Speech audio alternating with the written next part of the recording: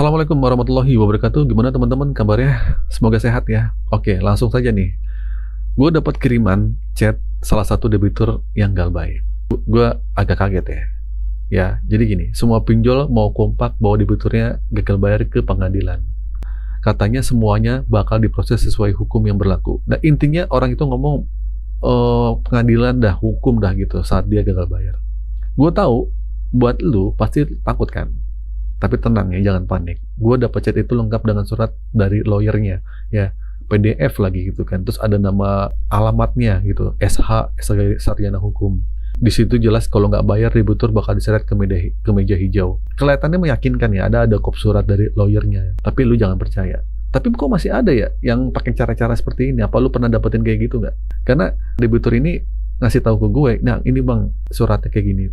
Ini kayak surat asli ya. Emang terlihat kayak beneran sih ada kop suratnya, nama lawyernya, titik ada SH-nya lah belakang. Jadi gini, ini yang perlu tahu nih. Ancaman pinjol ke pengadilan itu dari dulu sampai sekarang, dari tahun dulu lah gitu kan. Ini cuman gertakan aja.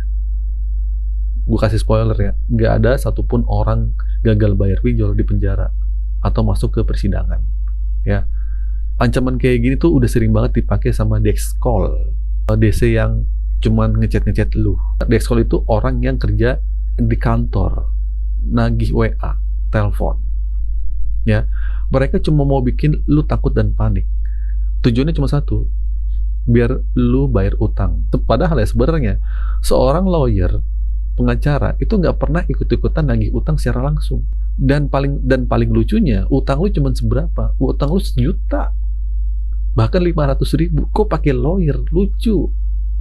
Nah, tugas mereka itu cuma ngasih somasi atau surat pernyataan. Ya, kalau ada surat yang isinya suruh lu bayar hari ini, itu pasti cuma akal-akalan mereka. Itu pun kalau somasi sebenarnya itu buat-buatan dari DC. Lawyer nggak sembarangan bikin surat somasi.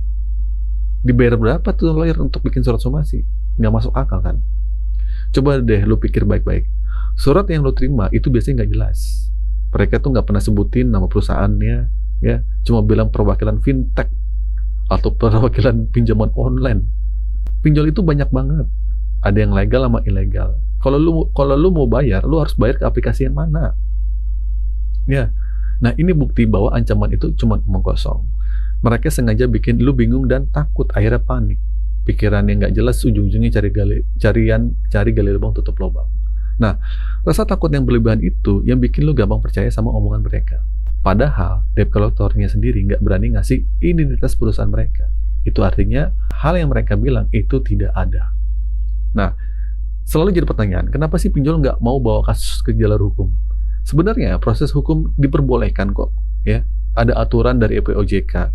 Pinjol pun punya 2 opsi setelah debitur gagal bayar di atas 90 hari. Pertama, mereka bisa kerjasama dengan pihak ketiga buat nagih utang. Terus kedua, mereka bisa kerjasama dengan lawyer untuk proses hukum. Tapi, mayoritas pinjol nggak mau pakai opsi kedua. Bahkan jarang. Kayaknya nggak ada deh, hampir nggak ada. Kenapa? Karena proses hukum itu ribet. Makan waktu lama. Biayanya mahal banget. Iya nggak? Dan hasilnya seringkali nggak memuaskan buat mereka. Selain itu, ada risiko besar yang harus mereka hadapi. Mungkin kalau dihutang di bank, mungkin miliaran, oke lah bank mau. Tapi kan ini pinjol, utang lu berapa sih? 1.200.000 malah. Atau 500.000, gila lu mau dibawa ke persidangan, ngaco. Nah, kalau pinjol berani bawa kasus pengadilan, ini semua rahasia dapur mereka itu bakal dibongkar habis-habisan. Mulai dari cara mereka nagih pinjaman, bunga yang mereka terapkan, potongan biaya layanan, sampai cara penagihan mereka yang sering kali melanggar aturan. Nah, pinjol itu belum siap dengan hal ini, ya, karena banyak sistem mereka yang masih abu-abu atau ilegal. Makanya mereka lebih milih kerjasama sama pihak ketiga aja nih, lebih aman. Yang terus menagih dengan berbagai cara, termasuk mengancam lu pakai bahasa-bahasa yang hukumnya palsu lagi. Nah, terakhir gue ingetin lagi nih, ada kabar penting berkali-kali gue omongin lagi nih, gitu kan. Semua pinjol itu wajib lapor SLIK sekarang, ya. Peraturannya udah ketuk palu di 31 Juli kemarin. Ya, sistem layanan informasi lu itu akan tercatat, SLIK. Semua debitur baik yang lancar maupun yang gagal bakal dilaporin.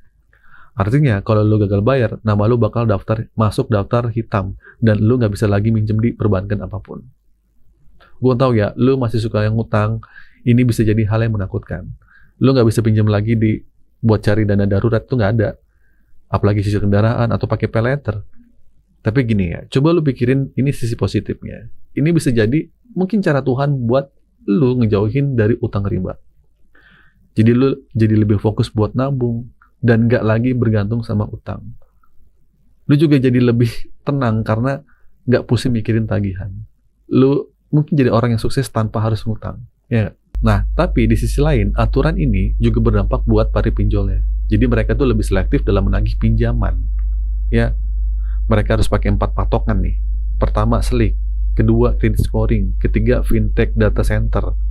Yang keempat, POJK nomor 19 tahun 2023. Yang dimana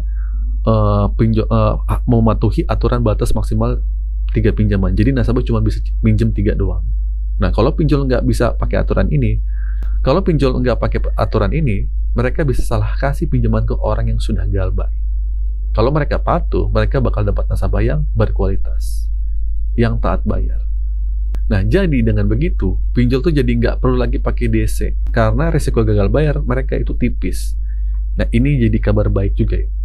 Karena kemungkinan besar banyak DC yang bakal dipecat nantinya.